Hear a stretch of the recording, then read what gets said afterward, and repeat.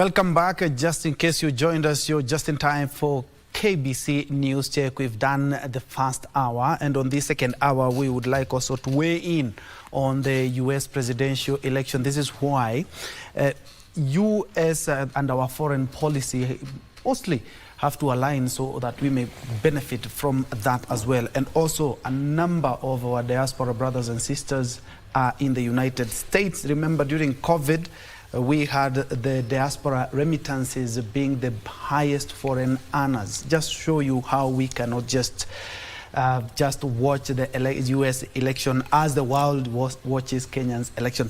I'm with three gentlemen. I have Dr. Churchill Saoke, I have Dr. Isaac Hassan, and I also have Sami Meli. All are professionals in their field and also governance experts. Beginning with you, Dr. I'm looking at the U.S. foreign policy, how we can align it with us, and especially Kenya and developing countries.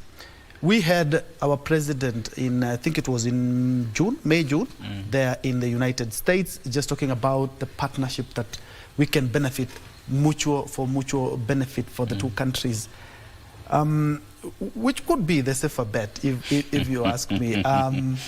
Kamala Harris has been the vice president, so very close to that seat. Trump has been the president.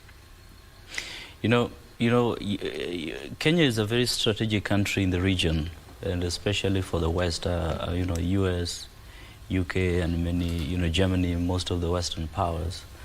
And we are very strategic into the entry of the region, and Kenya has positioned itself as a haven of peace, anchoring its foreign policy as peacemakers in the region. And this is one thing that has really given us a lot of edge, because we have had impact in Somalia, we have had impact in South Sudan, we have had impact in the DRC, in the Great Lakes. We are hugely a powerhouse, and even economically. So ideally, and hugely because the U.S., for example, sees us as very key strategic partners in advancing their horizontal political power distribution, in advancing their economic power in the region, and even soft power. So that makes us very strategic, and the cooperation between Kenya and the U.S. therefore is very significant for the U.S. For a better time, especially after, in this regime, there has been a lot of capitalization on the climate diplomacy, which has really brought a lot of inflow of financial capital into the country in terms of development, and the development partners flowing into the country to just initiate development programs around climate change. And again, there has also been a lot of inroads into bringing conferences and diplomatic conventions in the Kenya, which ideally positions the pride of the country. And these are because of our strategic relationship with the U.S. and also the business relationship that has been strengthened in the last 2 years, and even in the former regime, between America and Kenya. So this election, for me, I see what is likely to tilt a little bit is more at the political level, in terms of each of these two players. We might want to ask what is their priorities, because America, unlike Kenya, the bureaucracy informs a lot of continuation of programs beyond, even after changes of regimes. And you might not really see immediate changes when a president comes. But one key thing that will be very important is to see is, Trump, for example, has been more conservative in wanting to advance the interest of making America great. We want to bring all our manufacturing back into the U.S. We want to invest in our people. The business of investing in the UN architecture, in all these multinational institutions, is not important. It's not helping America.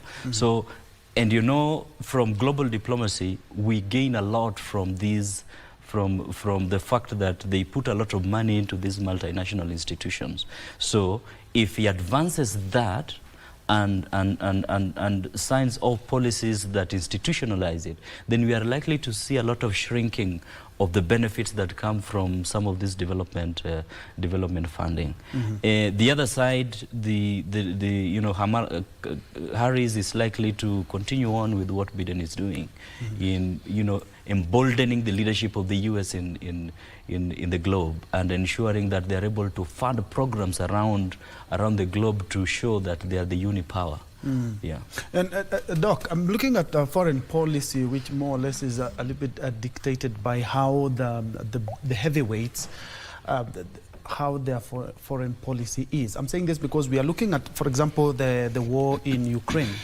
When Russia invaded Ukraine, despite us being thousands of miles away from the war, Kenya caught that cold because in terms of cooking oil, in terms of food prices. So I'm looking at these two presidents who are more or less cut from different cloths, looking at the presidency of Donald Trump and looking at what we expect Harris to do, and especially what Doc has talked about is more or less if Harris takes the day, he is more or less further the policies that they were with the just outgoing President Joe Biden. I would like you to talk about that because you've traveled far and you have seen how these foreign policies shape up the lives that we have here, despite us being hundreds of miles or thousands of miles away from the countries. Yeah, I think the politics of America affects globally. You know, we are in a global market, and the global market means that we do businesses from different angle of this world. And much of this is controlled by the superpower. And we know very well America is currently the superpower. We may not know for how long. But you see, the important thing is that their policies usually affect all other regions or continents across the world, specifically Africa. And what happens is that the issue of supremacy in terms of expecting loyalty from nations that they dominate largely affects what we need to do in terms of ensuring that Kenyans benefit from their foreign policy. For example, the Democrats have one window that basically helps in the foreign policies. This is the fact that they are more welcoming in terms of accepting immigrants into the country. Of course, issues related to business, trade, and all other things. Again, the fact that America goes beyond their foreign policy into other people's policies is that sometimes they dictate who becomes a friend to us and who should not be our friend. And it's the nature of superpower that if you are not a friend to the superpower, then you shouldn't be a friend to that particular person as well, if you want to be a friend to the superpower. So there are a lot of issues in relations to ordinarily how we carry out our cross-border businesses with people who are friendly with America and countries that are not friendly with America. When you get to now the bigger picture, why is it that Ukraine, which is very far from even America, like as we do, affects all of us? It's because of the supply chain. There are quite a number of things that interlinks us in order for us to prosper in the global world. You will realize that we don't grow much when it comes to feeding this nation. As much as every nation used to depend on their own product, things have become totally different, whereby you must have a link to another field where you are able to get or to be reserviced in terms of the nation's need. Secondly, movement. If Ukraine is in the middle of supply chain, then that means even the countries that in principle will have got things from them, it will be difficult for them to come in, or they go far from that aspect of it. You remember the issue of the fuel we are being told because of Ukraine war, because of Middle East war, we are not able to control the global price of oil. That means then, basically, we are all linked. But when you come to, as Doc has said, when you come to issues of Trump has never been, even in his first term, I don't think if he has ever visited any African nation in the first term when he is in office. He was I never don't think in so. Africa. So, and he never visited also Middle East he did, but he visited Israel and Saudi Arabia. Yes, and purposely Israel was to link between Israel and Saudi Arabia so that Iran can be pushed. Yes. So it wasn't purposely for development or other things that perhaps people say. But if we come back to our continent, 4 years is not a short period. We didn't hear even South Africa, which has been a friend to most of the Western countries, he didn't visit. Forget about Kenya. So I don't think if he'll going to change in this 4 years term if he gets or secures the presidency. And from the statistics that we see in the current report from the US, perhaps much of our report is based on what we see analysis being done in CNN, indicates that the Democrats are likely to have an upper hand. But you know, the trick of American election for the presidency is that the electoral colleges determine not the popularity. Sometimes you will realize that you are more popular in one state, but because you have been defeated by one vote, then all your vote goes out, and the whole electoral college in that state will be scooped by the person who won that particular state. So, meaning then, your popularity will not secure you the position as a president. Therefore, their way of doing their business in terms of the electoral process is totally different from ours, and we cannot determine who actually will become the president based on the popularity that we see currently. And actually, they are very close to call. Exactly. At the moment, in terms of their polls, you see they are similar to both of them winning. And therefore, I think what is crucial for us at the moment is to see who becomes the president in America and analyze at that particular time and see perhaps what policies or foreign policies will going to influence our country in terms of the new president for United States. Democrats are very bold. They concentrate on Middle East. And you will realize that most of their issues in terms of what they need to influence in their foreign approach is purely destabilizing one foreign office to another. For example, now, I mean, it is very evident that America has come out very clearly in supporting Israel to commit genocide. Even after the UN has said Israel is committing genocide, still they are supporting it. That means then sometimes democracy, sometimes human rights issues, sometimes issues of protection and abuse of human beings is in question when the definers of all those are the ones who are spearheading the process at the moment. Meli, I would also like you to dig in. I'm looking at United States, one of the foreign policies, and looking at how they are doing their things, looking at the Horn of Africa. They have really helped us in terms of trade and also more specifically in the Horn of Africa security issues, and especially the Al-Shabaab. And just as Doc has mentioned, of course, there are going to be a number of changes in terms of how they now approach. Let's say it's Biden, it's Harris. He might more or less follow what Biden has been doing. What if it's Trump? He's known to be very outspoken.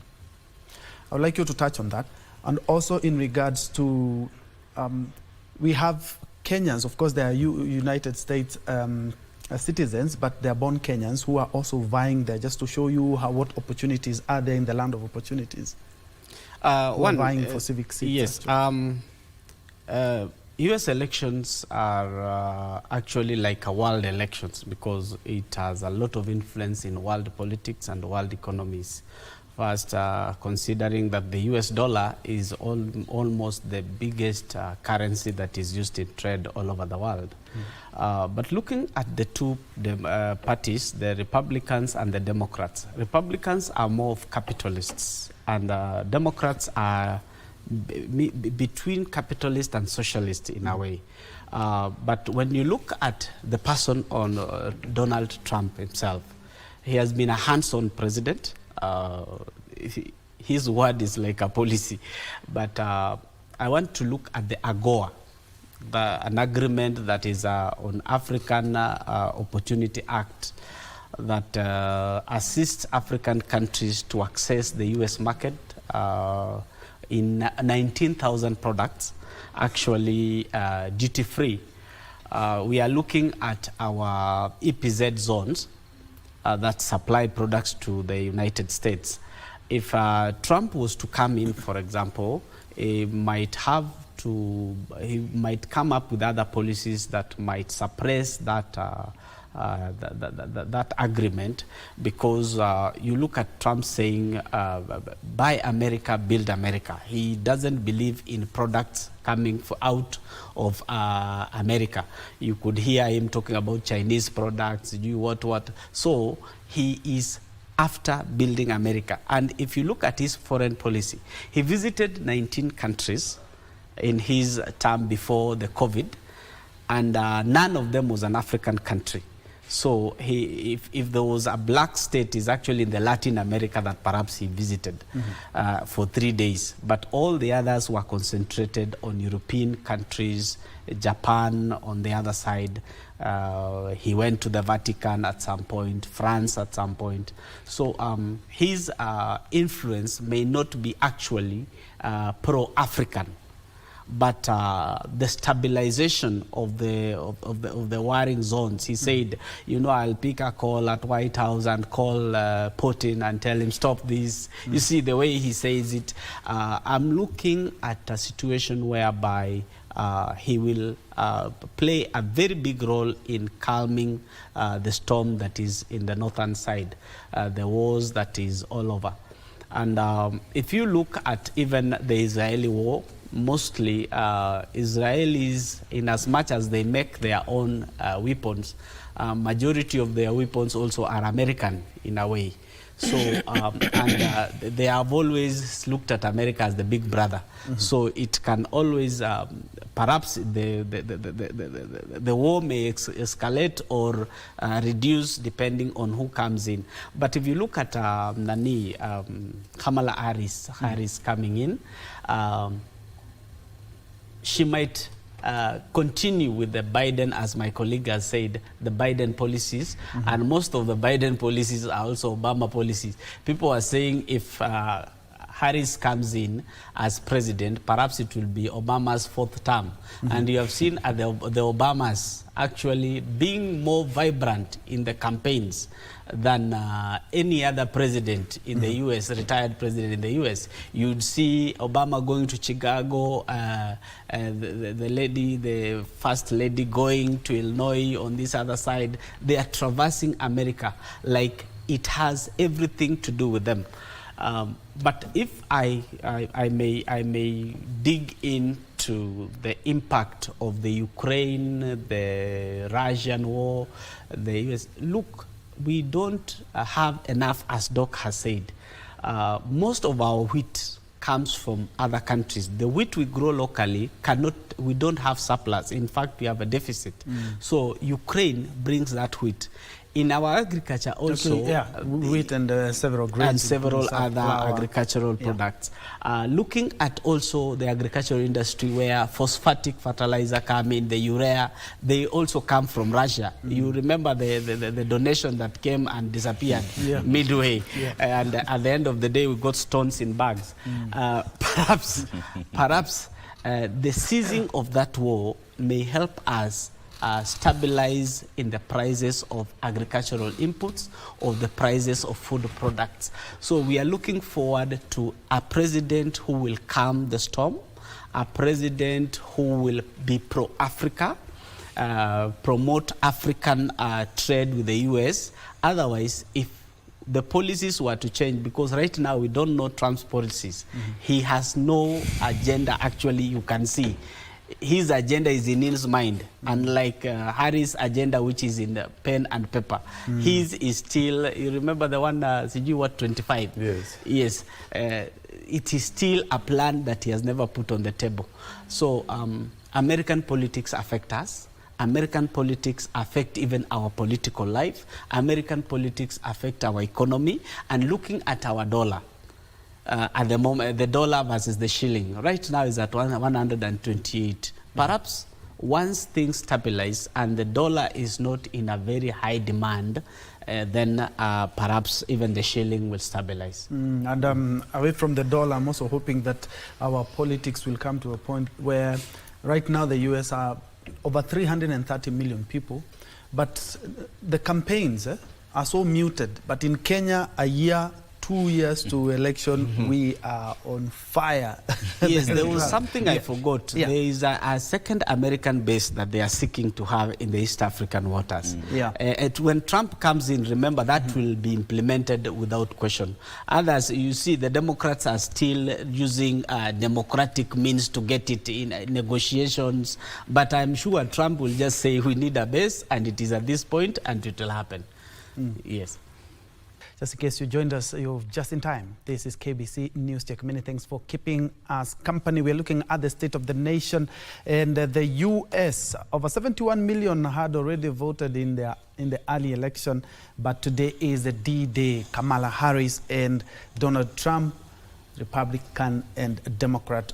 In Kenya, we always say that if the United States sneezes, third world countries and developing countries catch a cold. So we are totally dependent on how we align our foreign policy to the United States. And with three gentlemen, we were looking at that. And away from that, gentlemen, allow me, because of the interest of time, to look at some of the issues that have been cropping up. There are signs also indicate that some of the clauses in the contentious finance bill could slowly but surely be making their way back. And allow me to quote this. This is the Parliamentary Budget Office yesterday warned against the new taxes amid economic strain and has recommended that the government focuses on enhancing current revenue-raising options, and also something that we have been seeing here and there, that is digitization. Churchill, I would like you to weigh in on that in regards, because it's not the first time. Even this, the Treasury CS, John Bard, he said that there are some clauses that they are looking into so that they can be reintroduced. I would like you to pick your mind on that. I think this is something that was also expected. Because you see, once the government achieves its political stability, then it tries to find ways in which it can regain its economic stability by seeking options or ways of generating resources, and one of which is from taxes. So you remember that the tax bill, the finance bill which was very contested. It was difficult to push through some of those provisions at the time because of the contestation around that time and the political impact. But then with stabilization, it becomes easy for government to push this. And I think that it is something that might be difficult to fight. And, government will really still want to see how to push through these things. And again, the CS for Treasury, the moment he got into Treasury building, I think the realities of the weight of the responsibility that is on him was so real for him, and the need to fund programs and pay people was so real, and they realized that maybe some of the provisions that the government was proposing, we just need to consider them. And I think that these are some of the things that happen. You know, it is much easier to make noise when you're out of the system. But when you are given the mantles and now we want you to deliver this, pay people, fund programs, fund education, people go to school, no strike, everything in the country needs to move on as per. Then it reaches a point where you realize that there's certain things that you opposed that will actually make things work. And I think that's the reality that the finance CS has realized. Doc, the CS said that he could be seeking to reintroduce some of the clauses that were in the contentious finance bill. And looking at what the Parliamentary Budget Office, the statistics that they released yesterday, shortfalls of over 200 billion. Can we look at the contentious bill and get some of the good that were there, just like CS Mbadi has talked about, or still Kenyans are skeptical in regards to that bill that was shot down by Kenyans? I think it's important, as you said, to refer to a document that was well thought of, that can give us a bit of way out in terms of how best we can benefit from the bill. That is always in order. But my worry is we are already in the middle of the financial year. And at this period in time, the government is trying to work on the budget of 2025. And having had already for 6 months in the current status quo, that of course caused a bit of mayhem when this bill was introduced. I don't think if it's a great idea to have again another tension in the country. The best thing is, can the minister or the CS and the rest of the technical team concentrate on how they can give us a very logical, reasonable financial proposal for 2025 26 fiscal year, rather than having, to introduce things that have created tension in the country, which actually has led to reshaping of the whole government structure, as well as even rethinking of both our parliamentarians and our executive in terms of how they should handle sensitive issues within the society. Because you are making things that ultimately have to have impact on the society. And therefore, if you think they are beneficial to the society, you are able to move them ahead. If you think they are not, then the issue is not a matter of collecting money. This year, the best thing for us is to stop the lavish life that we are having every other time. Recently, I saw on social media that one of the presidents in Africa was sworn in his boardroom, the office boardroom, and he was sworn in, and it never costed $1,000. But in our own style of doing some work, we are extravagant. And therefore, the government, I think their concentration should not go on trying to sneak issues that were contentious in the initial onset of introducing the budget bill, but rather try to see how they can cut costs to cover whatever gap is in existence for the next 6 months. Then from there we go into a very well thought of and well robust financial year with a proper financial bill that is acceptable by all, that can run this country to the effectiveness that we desire. And I tend to think if that is not the way we are reasoning, then we will going to have a lot of tension again. Our youth will wake up. Gen Zs are not asleep, they are watching.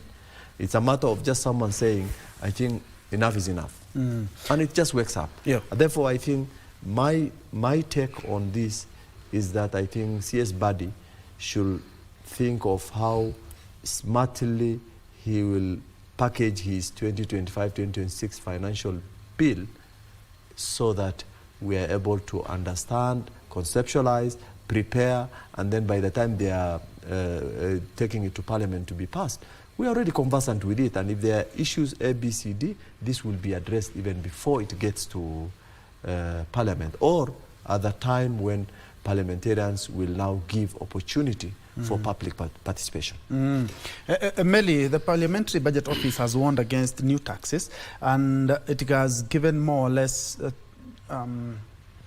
remedies for that. And it's talking about to focus on enhancing the current revenue generation strategies that we have, and also leverage on technology, as opposed to new taxes. Now, if we look at our budget, we are running currently on the 2023 budget. The 2024 finance bill had both the good things and the bad parts. So you mean 2023 Finance Act? Yes, yeah. Yes. So it had, and therefore we threw away the baby with the bathwater by throwing away the that 2024 finance bill.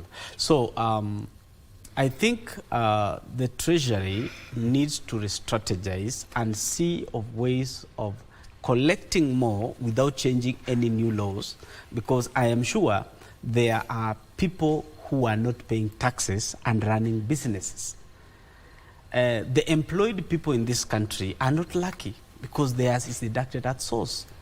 There are others who are lucky to challenge the system and avoid paying taxes. And that is why the leveraging on digitalization is necessary, because there are a few people carrying the burden of the whole country.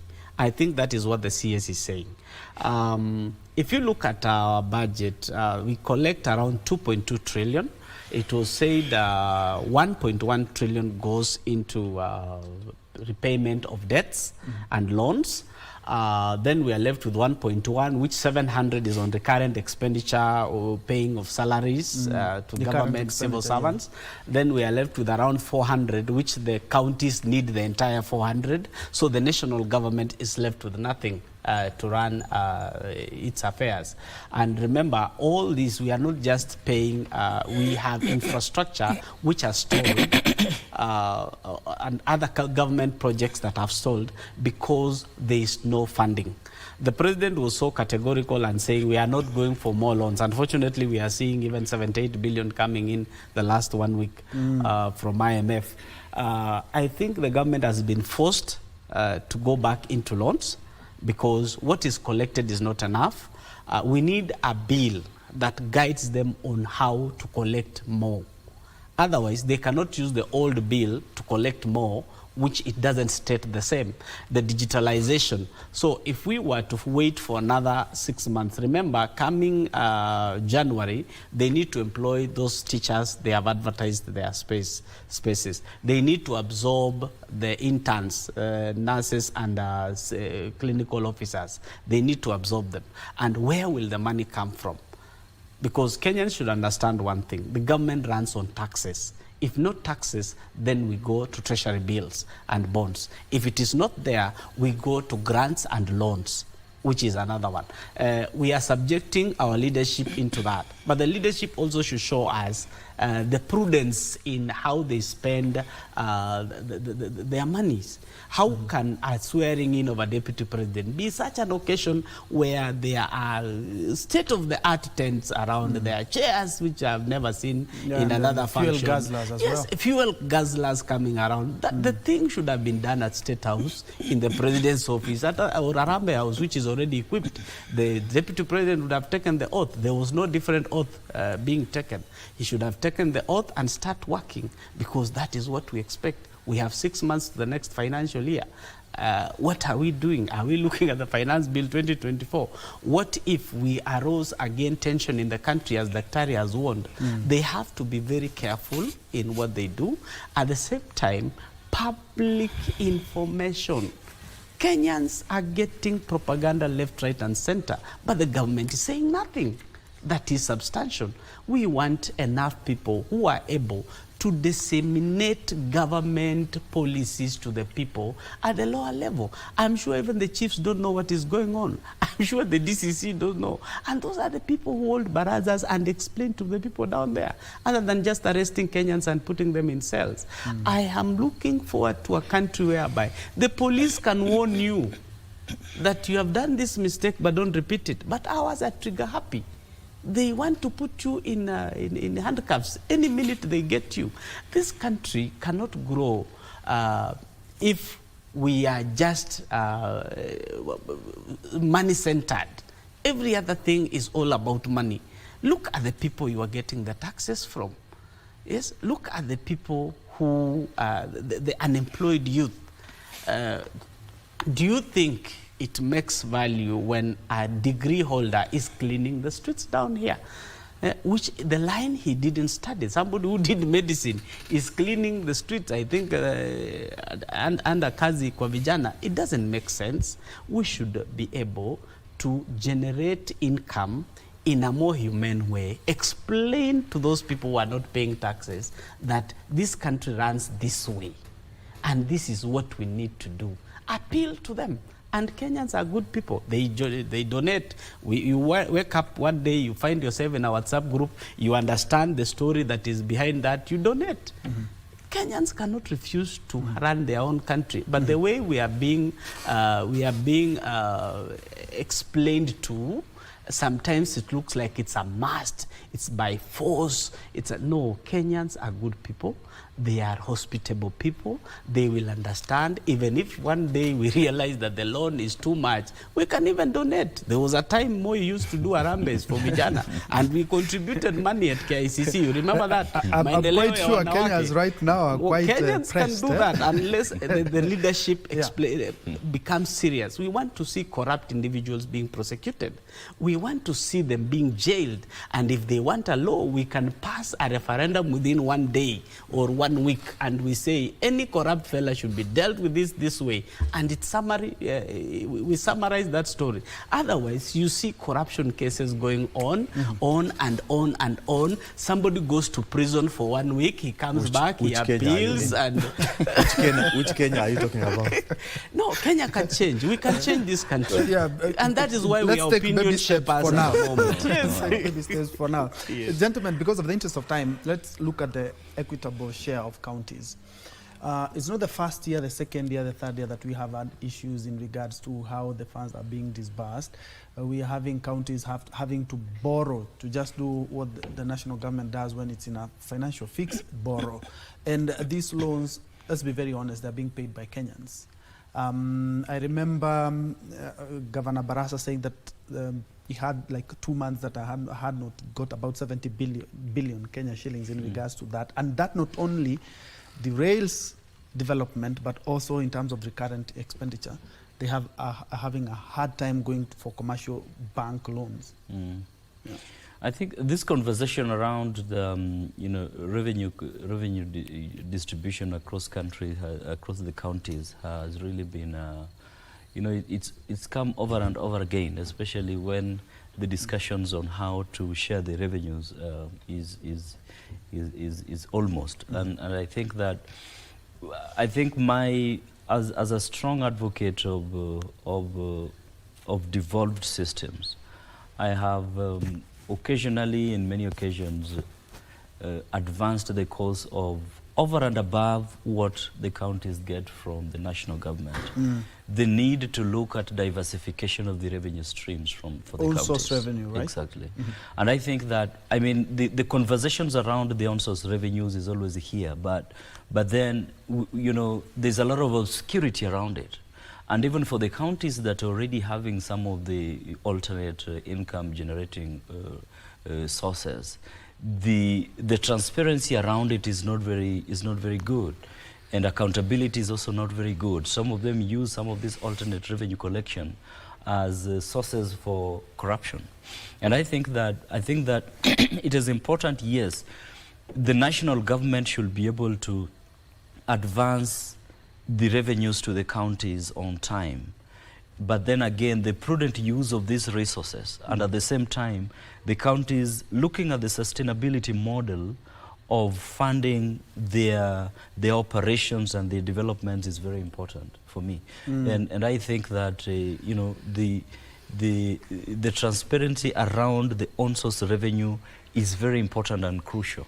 Otherwise, we end up blowing the light on the revenue that comes from the national government and obscure the public from the revenues that come from on-source.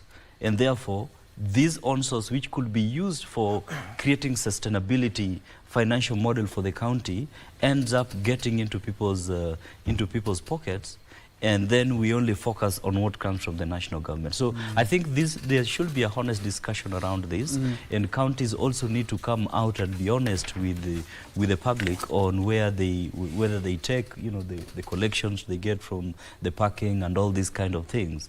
And then again also, the other thing that has been mentioned here about the operations, they continually employ people and roles that are very redundant, bulging the huge bill, all right? You have two people who are in the same office, one person only reading newspapers, the other person has no work, yet these people are being paid. So these are things that, these are also the things that are really reducing productivity of the countries, but we really must have very honest and candid conversations around them. I'm informed we are out of time, but gentlemen, let me give you 1 minute each, because each one of us comes from, and we even living here in Nairobi County, and each one of us has a county that he hails from. But most of the counties are not getting their own source revenue, which could be bridging some of these gaps that we are experiencing. And even the 20 billion that the government, the 47 government plus one national government have to sit down and talk about. Doc. I think, as he has put it very well, I'm also an advocate of devolution, but not the devolution in Kenya. Allow me to give you a story that happened in Somalia after its collapse. An old man came out and said, in the onset of Siad Barre's rule, there was a river with only one big crocodile. And every day that crocodile was demanding for one goat.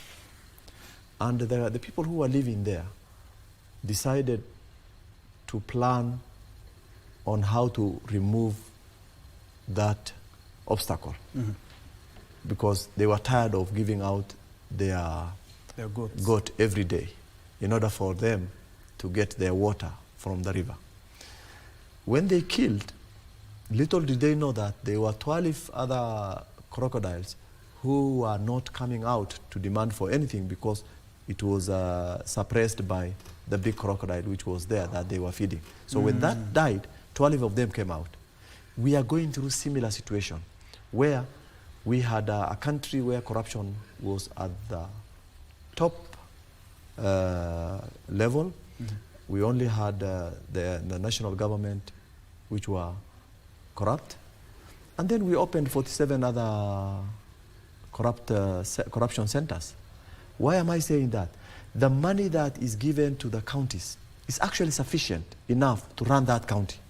The challenge is the money comes in today, the money goes out the same day to different accounts. And we've seen actually 38 accounts. Exactly. 1,000 and something accounts. A governor claiming that he has 1,000 account for the county. For what? Those are corruption, what do you call, halls, where when auditors come, they give out some few accounts to be audited, others remain unaudited. So when reality comes, then you must also tell the truth to the county that you are managing. For example, in Mandera, we have got 180 billion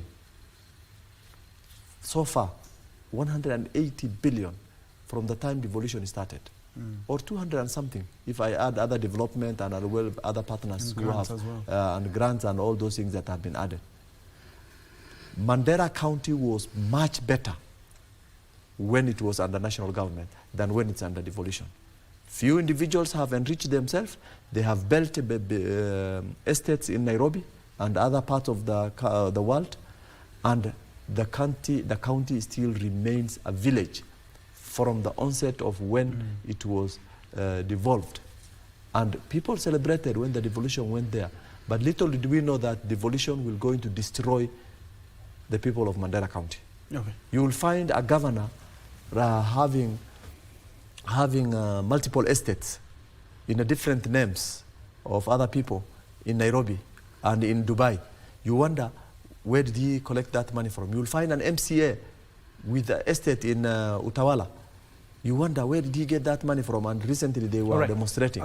And therefore, I think to conclude, this will have been a very interesting topic that we demystify and then tell Kenyans how it is working now. But what I would say is that the bottom line is that devolution has been misused. We need to rethink how to, policies must come in, how to utilize the resources without using the executive in the counties. We must have institutions that will run those expenditures and those projects. All right, Meli? Yes, devolution governments have been something else. Correctly, as the doctor has put it, there have been centers of corruption. Unfortunately, the checks and balances are not there to make sure that these people know people who work in counties, for example. Somebody who's earning 16,000 but has built a maisonette. Where did the money come from? The people know who are corrupt, but they don't want to speak it up. All right. Thank you so much. Sami Meli, Isaac Hassan, and Churchill Saoke. Thank you indeed so much for joining us. Let's do this again some other time. My name is Ben Troy Njue. Brian Morar is our sign language interpreter.